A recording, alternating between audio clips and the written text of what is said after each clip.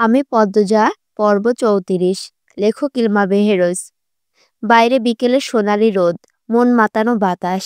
লম্বা বারান্দা পেরিয়ে নূরজাহানের ঘরের দিকে যাচ্ছে পদ্মজা। বাতাসের দমকায় সামনের চুল কিছু অবাধ্য হয়ে উঠছে। এতে সে খুব বিরক্ত বোধ করছে। একে হাতে দই, অন্য হাতে পিঠা। চুল সরাতে পারছে না। তখন কোথা থেকে উড়ে আসে আমির। এক আঙুলে উড়ন্ত চুলগুলো পদ্মজার কানে গুজে দিয়ে আবার উড়ে চলে যায়। পদ্মজা চমৎকার করে হাসে। আমিরের যাওয়া দেখে মনে মনে বলল, চমৎকার মানুষ। নূরজাহানের ঘরের সামনে এসে দেখল দরজা ভেরানো। পদ্মজা অনুমতি না নিয়ে দরজা ঠেলে ঘরে ঢুকে অবাক হয়ে গেল। তার চক্ষু চড়ক গাছ, পালঙ্কে ভুরি ভুরি সোনার অলংকার জল জল করছে। চোখ ধাঁধানো দৃশ্য। পদ্মজাকে দেখে নূরজাহান অপ্রস্তুত হয়ে পড়েন। তা পদ্মজার চোখ পড়েছে। নূরজাহান ক্ষুব্ধ হয়ে উঠলেন, তুমি এই নেকেরে আইসো? আমি কইছি আইতে। নূরজাহানের ধমকে থতমত খেয়ে গেল পদ্মজা। দইয়ের মগ ও পিঠার থালা টেবিলের ওপর রেখে বলল, আম্মা বললেন দই পিঠা দিয়ে যেতে। তোমার হাওড়ি কইলেই হইব? আমি কইছি আমারে না কয়া আমারে ঘরে আউন মানা, হেডা তোমার হাওড়ি জানে না?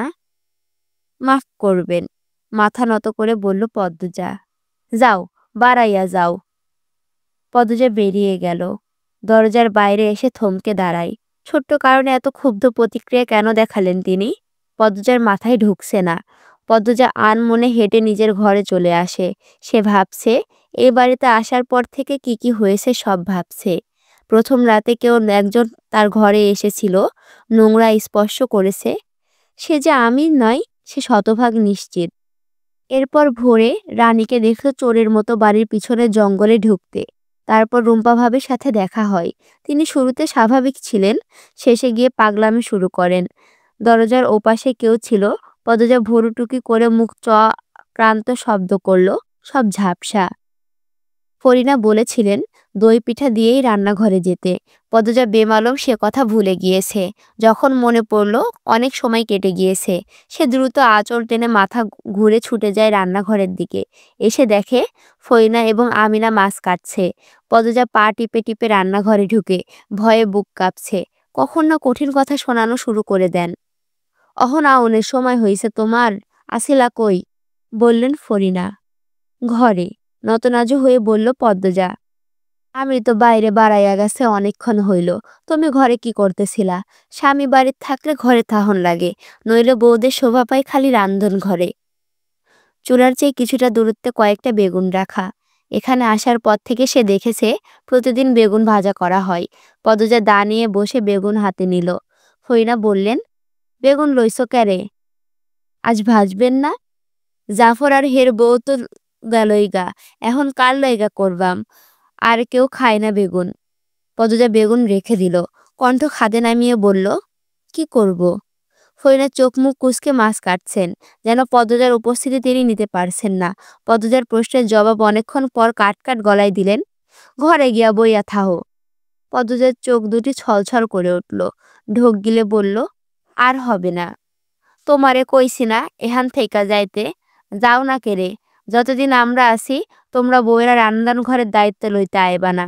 আমিনার কণ্ঠে বিদ্রুপ। পদ্মজা আমিনার কথায় অবাক হয়ে গেল। সে কখন দায়িত্ব নিতে এলো? ফরিনা আমিনার কথা শুনে চোখ মুখ গরম করে তাকালেন। বললেন, আমরা স্যারার বউরে আমি মারবো, কাটবো, বকবো। তোমরা কোনোদিন হের লাগে উঁচু গলায় কথাও কইবা না। বউ, তুমি ঘরে গিয়া বউ। পদ্মজার সামনে এভাবে অপমানিত হয়েও আমিনা স্তব্ধ হয়ে যান। তিনি সেই শুরু থেকে ফরিনাকে ভয় পান, তার টু শব্দ করলেন না। পদ্মজা ফরিনার দিকে অনুসন্ধানী দৃষ্টি নিয়ে তাকালো। কি যেন দেখতে পেল। মনে হচ্ছে এই মানুষটারও দুটি রূপ আছে। এ বাড়িতে প্রায় সবাইকেই তার মুখোশধারী মনে হচ্ছে। কেউ ভালো কিন্তু খারাপের অভিনয় করে, আর কেউ আসলেই শয়তান কিন্তু ভালোর অভিনয় করে। কিন্তু কেন? কিসের এত ছলনা? খাড়াইয়া আসো কেন? যাও, ঘরে যাও। গিয়ে কি করব? কোনো সাহায্য লাগলে বলুন না আম্মা। তোমারে যাইতে কইতাছি, যাও তুমি। পদ্মজার কথা বাড়ালো না। ধীর পায়ে জায়গা ত্যাগ করলো। এদিক ওদিক হেঁটে ভাবতে থাকে কার ঘরে যাবে। লাবণ্যর কথা মনে হতেই লাবণ্যর ঘরের দিকে এগোলো সে। লাবণ্য বিকেলে টিভি দেখে, নিশ্চয় এখন টিভি দেখছে। লাবণ্যর ঘরে ঢুকেই লিখন সার কণ্ঠ শুনতে পেল পদ্মজা। টিভির দিকে তাকালো, দেখলো ছায়াছবি চলছে। লিখন সাহার ছায়াছবি। পদ্মজা ঘুরে দাঁড়ালো চলে যেতে। লাবণ্য ডাকলো, ওই সেমরি, যাস কই, এদিকে আয়। পদ্মজার ঘরে ঢুকে লাবণ্য পাশে পালঙ্কে বসলো। লাবণ্য 2 হাতে পদ্মজার গাল জড়িয়ে ধরে বলল, সারাদিন দাভাইয়ের সাথেই থাকস কেন? আমার ঘরে একবার উকি দিতে পারস না? তোর দাভাই আমাকে না ছাড়লে আমি কি করব? ঘুষি মেরে সরাইয়া দিবি? হ্যাঁ, এরপর আমাকে তুলে আছাড় মারবে। দাভাইকে ডরাস? একটুও না। সত্যি? মিথ্যে বলবো কেন?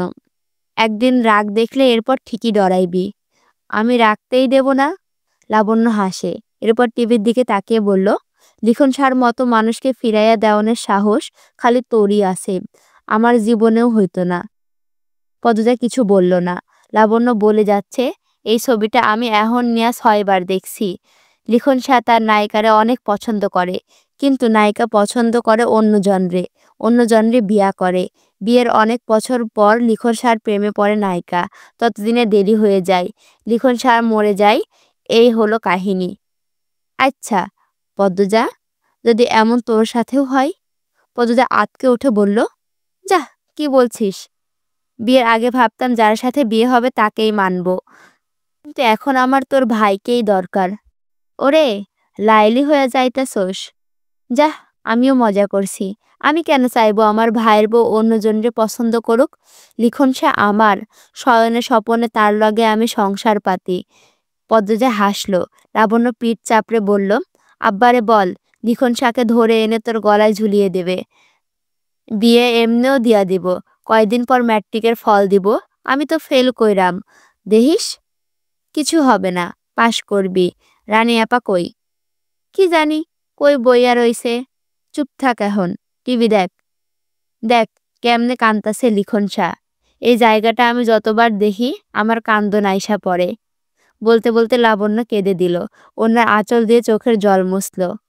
পদ্মজা টিভির দিকে মনোযোগ সহকারে তাকালো। দৃশ্যে চলছে, লিখন শাহ ঠোঁট কামড়ে কাঁদছে। দুটি চোখ আরো ঘোলা হয়ে উঠেছে। ঘরে জিনিসপত্র ভাঙচুর করছে। তার মা বোন ছোট ভাই ভয়ে গুটিসুটি মেরে দাঁড়িয়ে আছে। এক টুকরো কাজ ঢুকে পড়ল লিখন শাহর পায়ে। আর্তনাদ করে ফ্লোরে বসে পড়ে। তার মা দৌড়ে আসে, পাগলামি থামাতে বলে। লিখন শাহ আর্তনাদ করে শুধু বলছে, তুলির বিয়ে হয়ে যাচ্ছে আম্মা, আমি কি নিয়ে বাঁচবো?